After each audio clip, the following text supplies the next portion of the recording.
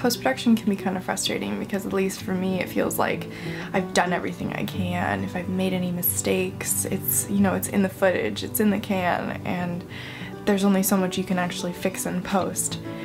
And that's really stressful for me. I actually had an editor, which is something that I recommend if you take on a project this big, because it's really helpful to have a separate pair of eyes who can come at the footage from a completely different angle. And of course you work with your editor the whole time. My editor, Steve, lives in Toronto and I don't live in Toronto, so a lot of our back and forth was done through email. He would send me a cut and I'd view it and I'd come up with notes and I'd send those back and forth and back and forth. I always think that I'm an editor and I edit a lot. I'm on editing software every single day of my life, and I'm not. I'm so far away from being a picture editor. There's so much skill there that I just don't think I'll ever possess. So a couple weekends ago I got to travel to Toronto and sit in with Steve where we picture locked the film.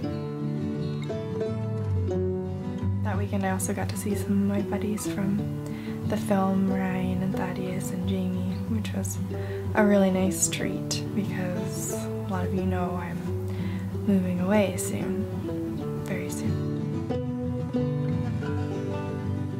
Like some new champion with a handkerchief. A lot of people have asked me how they may have the opportunity to see the film once it's finished, and I don't have an awesome answer for that because as a filmmaker and a video blogger, I'm put in this weird position because the film world and the YouTube world don't always get along very well. Ideally, I'd love this film to be submitted to festivals and play festivals and maybe pick up a distribution deal. I don't know, I'm dreaming big. And unfortunately, putting the film online for everyone to see would be the thing to compromise all of that. Most festivals won't accept a film if it's already streaming online. Eventually, I would like to host some kind of online premiere, but I have to wait until I land my first big festival, which could take several months, it could take a year, could never happen, I don't know. During my Indiegogo campaign, I did offer a digital download of the film as a perk, and I would like to open up that door again for a very short time. There's going to be a link in the description if you want to donate money to get either the film or the film and the companion soundtrack as a digital download once it's finished. You can have that, but please don't think of it as you're buying it. You are donating and I'm giving you something in return because we still have post-production expenses that I would love to cover. I would love to do that.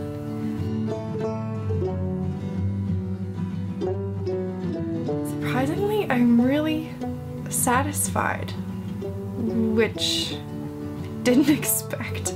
I just always assumed that I would eventually hate this film because once you work on something for so long and you put so much of yourself into it, you just sort of, it's hard to love it. But just so many people have been involved in this film and so many people have lent their talent to it that it's really easy for me to be proud of it. I'm proud of them. Good.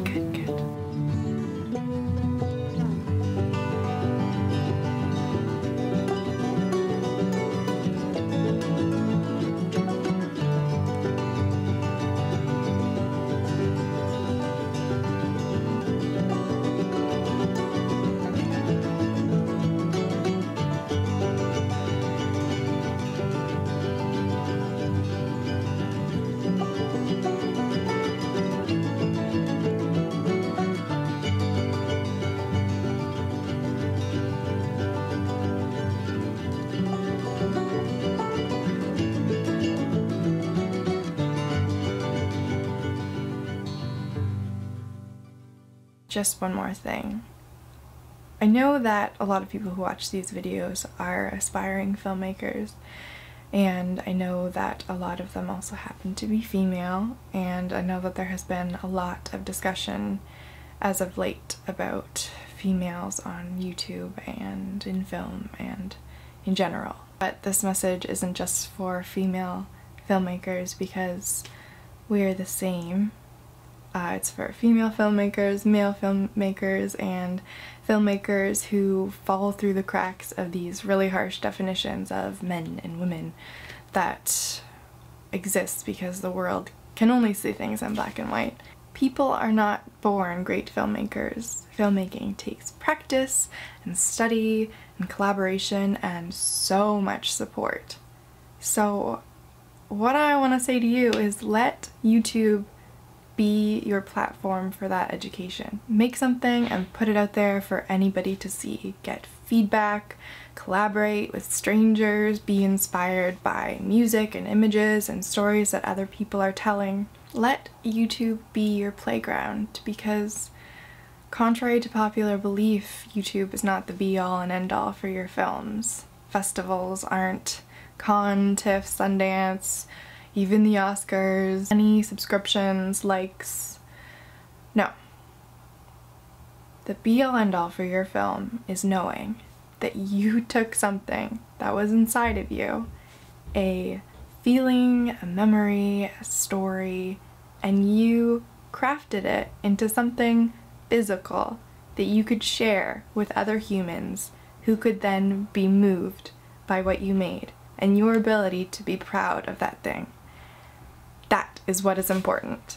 That is what I'm going to take away from the water spine, and that is what I take away from YouTube.